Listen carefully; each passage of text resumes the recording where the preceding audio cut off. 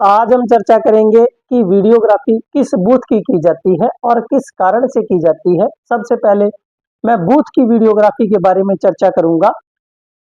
यदि किसी बूथ पर किसी समय लड़ाई, झगड़ा या दंगा हुआ हो या हिंसा हुई हो या किसी ने बूथ को कैप्चर कर लिया हो, यानी कि उस बूथ पर कब्जा कर लिया हो और ईवीएम को लूट लिया हो या नष्ट कर दिया हो, तो उस बूथ की वीडियोग्राफी करवाई जाती है। और वीडियोग्राफी करवाने का अर्थ यह नहीं है कि मान लो यदि आज इस बूथ पर लड़ाई झगड़ा या दंगा हुआ है, तो भविष्य में 20 वर्ष तक उसे अति संवेदनशील बूथ माना जाएगा और हर वर्ष उस पर वीडियोग्राफी करवाई जाएगी और स्पेशल फोर्स भेजी जाएगी ताकि उस बूथ पर किसी भी प्रकार की समस्या नहीं हो। ये सरकार का नियम है। यह जरूरी नहीं है कि इस बार लड़ाई झगड़ा या दंगा जैसी घटनाएं हुई है तो उस स्थिति में सिर्फ इस वर्ष ही उस बूथ की वीडियोग्राफी करवाई जाती है। वह बूथ सरकार की नजर में संवेदनशील या अति संवेदनशील हो जाता है और इसका प्रभाव आने वाले चुनावों पर और भविष्य में भी उस बूथ पर पड़ता है। अन्य जो कारण है उनमें दूसरा कारण, यदि किसी बूथ पर कोई लुभावना ऑफर या किसी प्रकार की असामाजिक गतिविधि चल रही है जिसका सरकार को पता चल जाता है, तो उस स्थिति में भी उस बूथ की वीडियोग्राफी करवाई जाती है। और इस वीडियोग्राफी में मैं एक जानकारी दे दूं कि किसी विधायक या एमपी का जो खुद का गांव है, यदि कोई व्यक्ति एमपी या एमएलए के लिए चुनाव लड़ता है, तो उस स्थिति में उसके गृह बूथ की भी वीडियोग्राफी करवाई जाती है ताकि भविष्य में वह उस बूथ को कैप्चर ना कर ले, ताकि भविष्य में ऐसा विवाद नहीं पैदा हो कि उक्त बूथ जो है वो उस एमएलए या एमपी का था, इसलिए उसने अपने अनुसार मतदान करवा लिया था, इसलिए भी बूथ की वीडियोग्राफी करवाई जाती है। इसके साथ ही ईवीएम की जांच की भी वीडियोग्राफी करवाई जाती है। ईवीएम मशीनों के रख रखाव, जहां उन मशीनों को रखा जाता है, सील किया जाता है, उसकी भी वीडियोग्राफी करवाई जाती है। और जब ईवीएम दी जाती है मतदान अधिकारियों को, उस समय भी उनकी वीडियोग्राफी करवाई जाती है।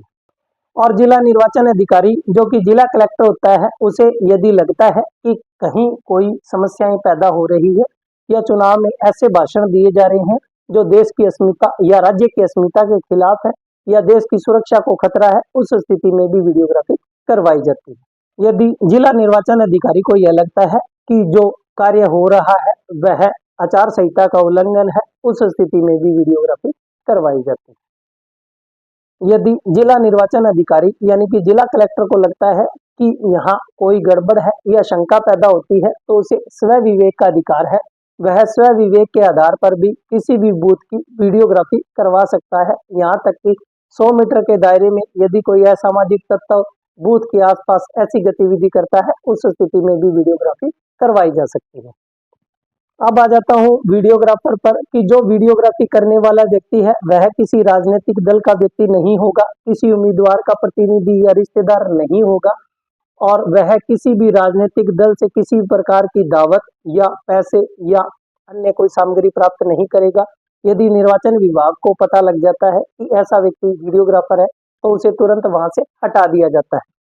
और जो वीडियोग्राफी है वह सरकार के अधिकारी के कहने पर ही वीडियोग्राफर वह उन्हें सौंप देता है। उसकी प्रति किसी भी व्यक्ति को किसी भी स्थिति में नहीं दी जा सकती है।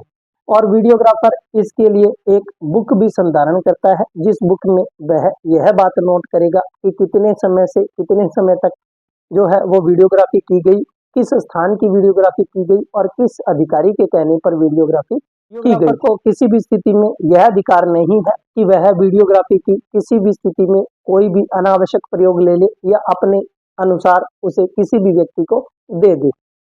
जो वीडियोग्राफी की जाती है उसमें दिनांक और समय दोनों ही नोट किए जाते हैं ताकि भविष्य में यह विवाद पैदा नहीं हो कि यह वीडियोग्राफी उस समय की नहीं है, यह बाद में की गई थी, इसलिए ऐसा किया जाता है।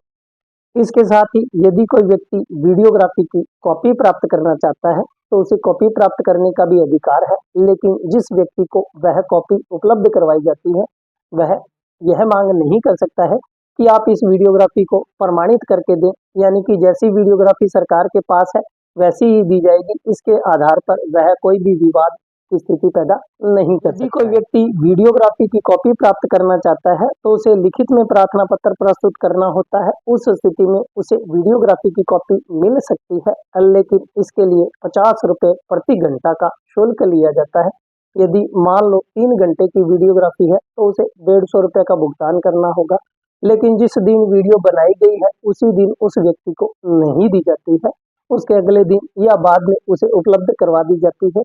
यदि कोई व्यक्ति आवेदन करता है और वह यह कहता है कि यह मेरे लिए अति आवश्यक है, तो उस स्थिति में उस कारण पर विचार किया जाता है जिस कारण से वह व्यक्ति उस वीडियो की कॉपी मांग रहा है। उस स्थिति में उसे पर घंटे के हिसाब से 100 रुपये का शुल्क लिया जाता है। इसको मैं एक एग्जाम्पल से समझा देता हूँ कि मान लो किसी बूथ पर कोई झगड़ा हो जाता है और उसमें एक व्यक्ति को चोट लगती है, और जिस व्यक्ति को चोट लगती है वह व्यक्ति या उसका रिश्तेदार यह जानना चाहता है कि उसे चोट किसने मारी या किस वजह से उसे चोट लगी, तो उसे उस वीडियो की कॉपी उसी दिन उपलब्ध करवा दी जाती है। जो वीडियोग्राफी की जाती है उसकी कॉपी भी रखी जाती है, और जब तक पूर्णतः चुनाव संपन्न नहीं हो जाता और सारी गतिविधियां पूर्ण नहीं हो जाती उस समय तक उस वीडियोग्राफी को डीवीडी के माध्यम से सेव रखा जाता है, ताकि भविष्य में किसी भी विवाद की स्थिति का सामना नहीं करना पड़े।